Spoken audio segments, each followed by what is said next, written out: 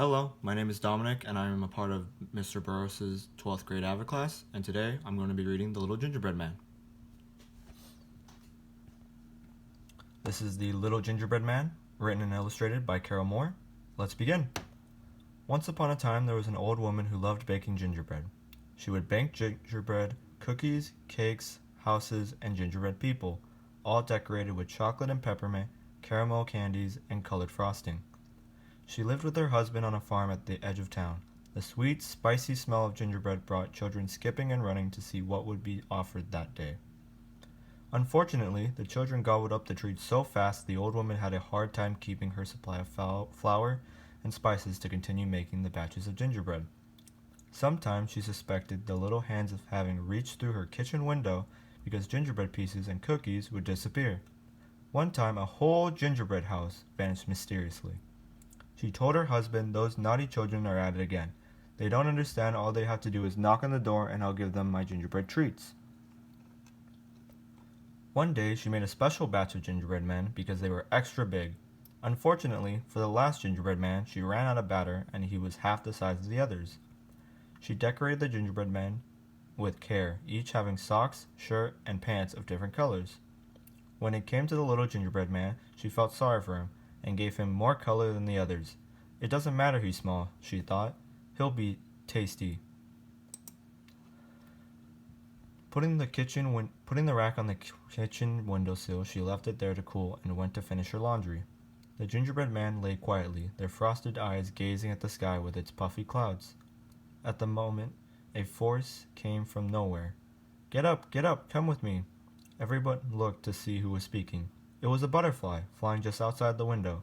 Butterflies are naturally beautiful, but her wings were exceptionally pretty marbled blue. "Come with me," she urged again. The gingerbread man didn't react except to keep staring, all but the smallest gingerbread man, who jumped up from the tray and leaped off the kitchen windowsill, onto the grass below, faster than you could say, "Hurry." "Where are we going?" he asked breathlessly. "Away," and before the butterfly had finished speaking, children appeared in the yard. Spotting the little gingerbread man, they started shrieking with delight and began chasing him. "Stop, stop," they shouted. "We want to eat you." But with his little legs training, the gingerbread man only ran faster, he yelled. "I won't stop. Run, run as fast as you can. You can't catch me. I'm the gingerbread man." And truly those children could not catch him. Once out of their sight, he continued running until he had reached a pasture where 2 horses were grazing. He sat down on a rock near the fence. "Don't stop," said the butterfly fluttering nearby. "I want to rest," he argued. That was a mistake, as one of the horses trotted over to the fence and whined. "Oh, you smell so good, little gingerbread man. Come over here so I can smell you better." The little gingerbread man shook his head, but suddenly that horse jumped that fence and began galloping after him, so he had to run even faster, he called out. I outran children and I'll outrun you. Run, run as fast as you can. You can't catch me. I'm the gingerbread man." And truly, the horse could not catch him. The next time he rested, the little gingerbread man took care to lie amongst the grass, well off the road, where no one would see him. "Everybody wants to eat me," he complained to the butterfly. "Do you want to eat me too?" Laughing, she answered, "I love the smell of gingerbread. It's better than my favorite flowers. But I sip nectar, not gingerbread. Besides, you're my friend, and friends don't eat friends." Pleased to hear that he had a friend, the little gingerbread man was about to reply when again they were interrupted. A farmer's dog with a keen nose had come to investigate, licking his muzzle at the sight of the gingerbread man. The dog said, "Excuse me for interrupting, but little gingerbread man, you look so good, tired. Please stay a while and rest if you like." As the dog talked, he stepped closer and closer. The closer he stepped, the more nervous became the little gingerbread man. When the flower flitted from her grass perch in alarm, the little gingerbread man took off running. With the dog nipping at his tiny heels, he shouted, "I outran children, I outran a horse, and I'll outrun you too. Run, run as fast as you can. You can't catch me. I'm the gingerbread man." And truly, that dog could not catch him. At last, the little gingerbread man and the butterfly reached a stream. It wasn't a very big stream, unless you were a tiny gingerbread man. To him, it was a river. From out behind a bush sauntered a red fox, stopping to stretch because he had just awakened from a nap. Looking at the gingerbread man, he said nonchalantly, "May I help you?" The butterfly was quick to respond, "No, thank you. We're going to fly across the stream. We don't need your help." Smiling, the wily fox glanced at the butterfly before turning to the little gingerbread man. You're going to have him carry you?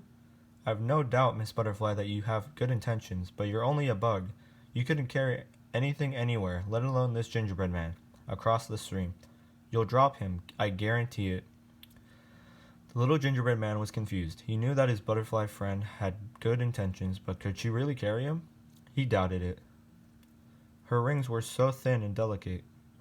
The thought of him falling into the cold water and crumbling to damp bits was frightening. He said to the fox, I outran children, I outran a horse, and I outran a dog. Will you keep me safe and not eat me? Of course, the wily fox quickly assured him, before the butterfly could object. I eat only meat, and I had a full meal just before my nap. Here, right on my bushy tail, let's go before I change my mind. So the little gingerbread man climbed onto the fox's tail, and they entered the water. Unfortunately, the fox's tail began dipping into the water. You're too heavy for my tail, he said. Climb onto my back.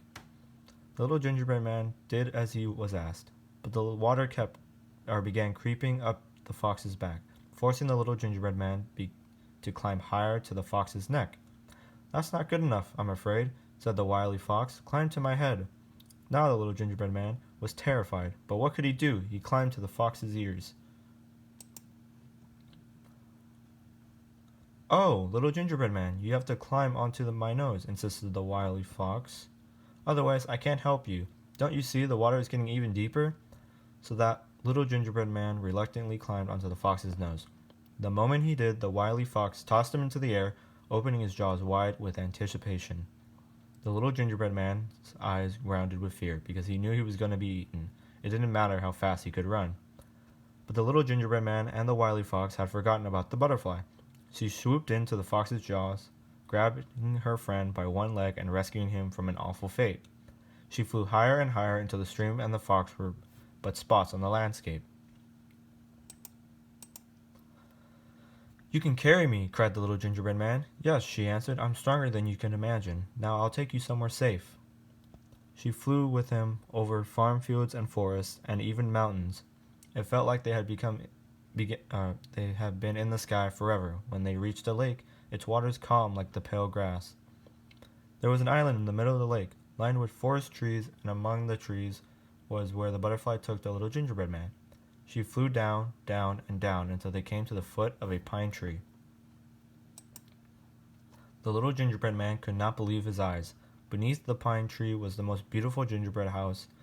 Though the front door of the gingerbread house came a gingerbread man and a gingerbread woman. Seeing the butterfly and her companion, they smiled, excitedly waving their gingerbread hands. Oh, what have you brought us? Cried the gingerbread woman. Evidently she knew the butterfly very well. I think that's obvious, dear, said the gingerbread man. She brought us a gingerbread boy. Do you realize that now we can be the family we always wanted?